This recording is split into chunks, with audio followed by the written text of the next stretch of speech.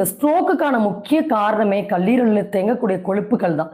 அப்ப அந்த பேரலிசிஸ் பக்கவாத பிரச்சனைய தடுத்து நிறுத்தணும் அப்படின்னா, கல்லீரல அப்பப்ப சுத்தப்படுத்திக்கணும். நம்ம கல்லீரல்ல ஒரு ஃபால்ட் இருக்கு அப்படின்னு நமக்கு எப்படி தெரியும்னா, நம்ம காலுடைய பாதத்துல, காலுடைய மேல் பகுதி, இந்த மேடான பகுதி கீழ இறங்கும். இந்த ஒரு ஏரியா இருக்கும் நம்ம ஃபூட்ல. இங்க நமக்கு எங்கேயாவது ஒரு இடத்துல ஒரு சின்ன மார்க் மாரி இருக்கும். டாட் மாரி இந்த இடத்துல இந்த பர்ட்டிகுலர் ஏரியாஸ்ல இருக்கும்.